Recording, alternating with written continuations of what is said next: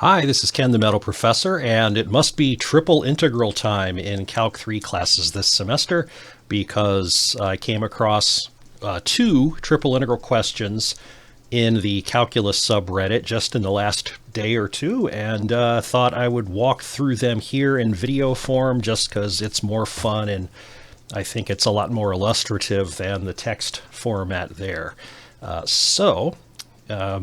I'm going to tackle the easy one first.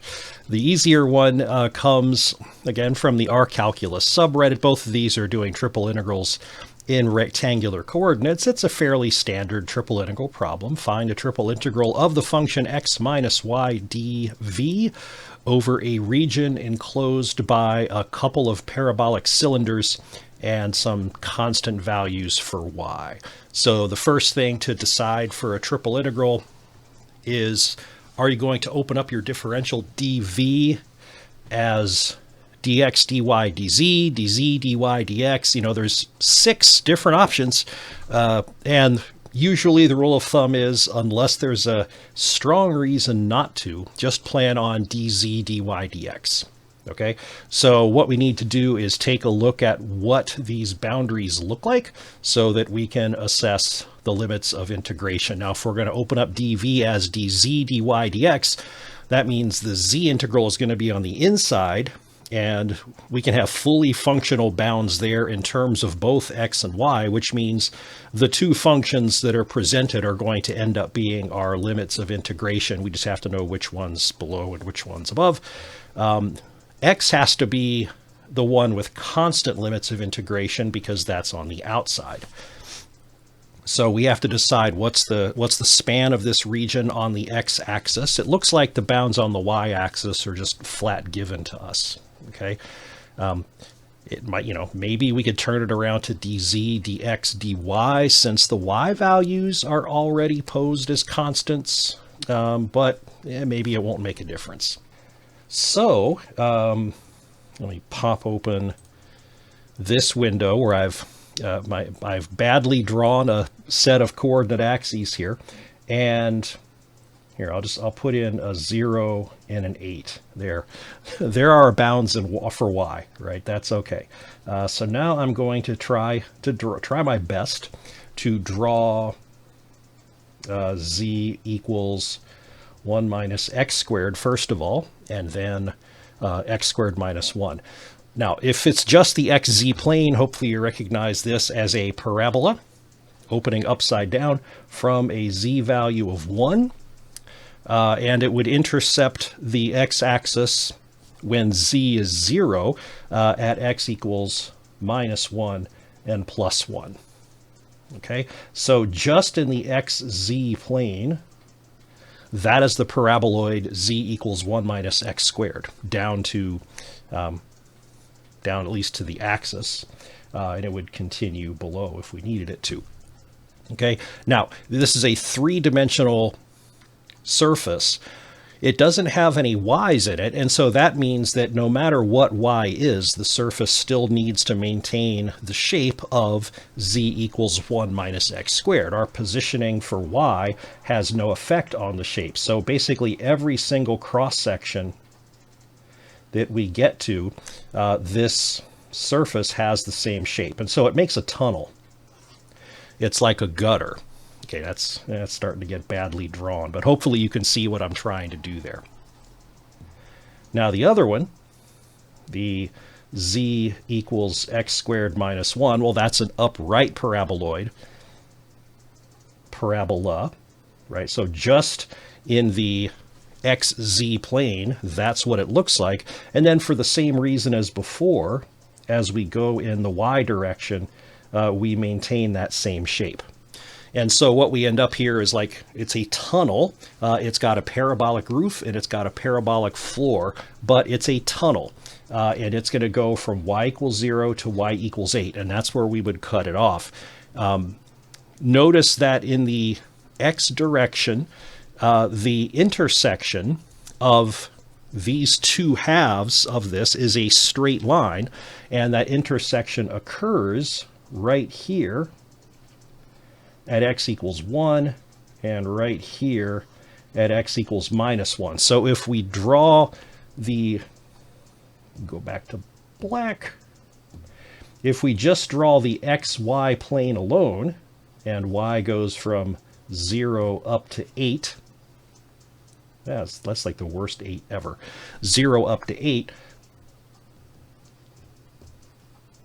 remember our bound, so now we're on the roof of that parabolic cylinder looking down into the xy plane, and remember the walls of that parabolic cylinder become a straight line where the two cylinders intersected, and so what we end up with down in the xy plane is just a rectangular region. Whoops, that's not it. Oh, this, yeah, I'm going to get rid of that. That 0 is supposed to be on the y-axis. Okay, so overall, the footprint of our region in the xy plane is a rectangle. X goes from -1 to 1, and y goes from 0 to 8. The 0 and 8 were the original bounds. Okay, so now that we've resolved that, we can go load this up. The dv is dz, dy, dx, right? I didn't actually build that into the slide, and I'm not going to go back and edit it now, but it should say dz, dy, dx right here for dv. So the inner limits here are for z, the lower paraboloid, the upper paraboloid that's opening upside down, and then dy, limits on y is 0 to 8, and then dx, limits of x -1 to 1. Okay, and then you can run that. If you want to do it by hand, do it by hand. Otherwise, here's a challenge. If you're doing it by hand, to get it to the final value of -256 over 3. Now the question is that a red flag? Because that's a negative number. That's kind of weird. Or is it? Right? So if triple integrals are calculating volumes of regions, how can we get a negative number? All right. This is a fairly common pitfall in trying to think about numerical results from triple integrals. We are not calculating a volume. If we were calculating a volume, we would be integrating the function 1. Okay. What this triple integral is doing is accumulating values of the function x minus y. And look at how much territory we cover with respect to y, 0 to 8, as compared to what we do for x, -1 to 1.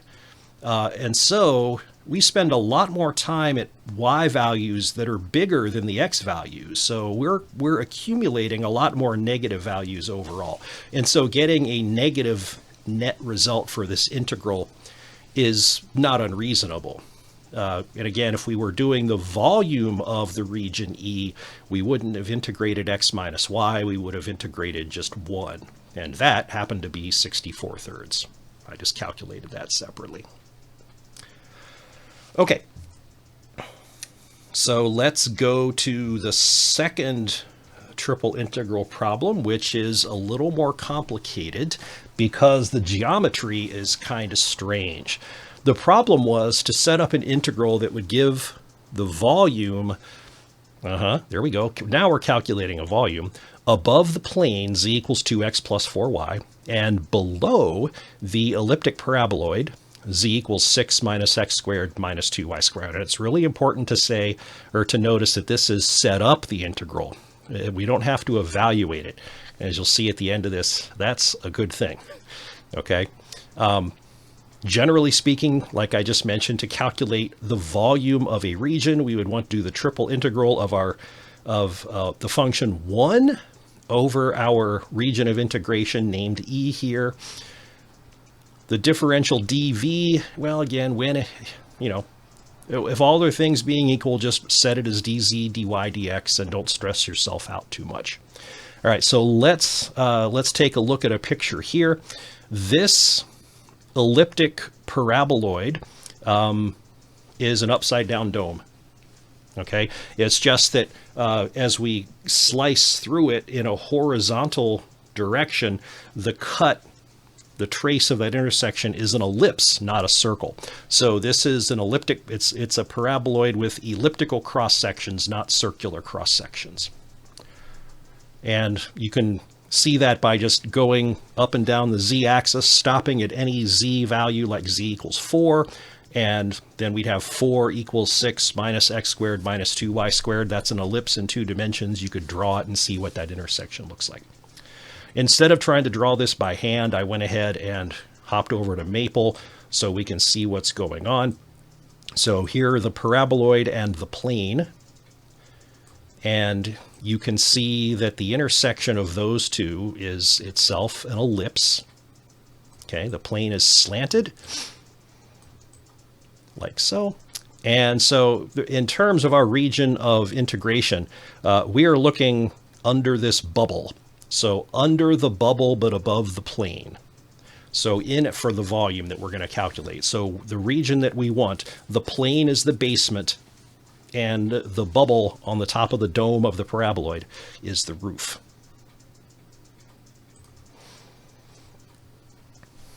Now, that covers the limits of z, right? I mean, we have the two equations. The plane is the basement, so the lower limit on the integral with respect to z is just going to be the 2x plus 4y. The upper limit is going to be the 6 minus x squared minus 2y squared. But what are the boundaries on x and y? To get those, we have to find the trace of the intersection between the paraboloid and the plane. And you find that by setting the two equal to each other and seeing if we can figure out what the heck that looks like. Okay, now there's an x squared and a 2y squared, so that suggests an ellipse. It's just that now the presence of the 2x and the 4y are going to shift the center. And here's how that goes. I'm going to reorder this. I've moved the x squared and the 2y squared over to the left to group the common variables together, so we can start making this look like the equation of an ellipse. I've also factored out a 2. There's a 2y squared and a 4y, so I've factored out that 2. Okay, now this is an ellipse, but we can't quite tell what the center of the ellipse is just yet. So we play the game where we add in magic numbers. So I have added in to the parenthetical terms a magic red 1 and a magic blue 1. By adding in those numbers, the things inside the parentheses are now perfect squares, right? Now, when you're handling expressions, you are welcome to add in any numbers you want, because you are in charge of that expression, or I am in charge of this expression.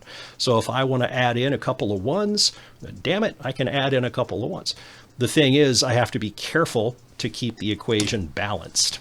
Now, how do we balance? I don't just add a 1 and a 1 on the right-hand side. What I have to do is see how far I've upset the net balance of the left-hand side. So this plus 1, the red plus 1, there are no other things attached to it. So I literally just added 1 to the left-hand side when I did that. But this blue 1 that I put inside the parentheses, remember that it's being multiplied by 2.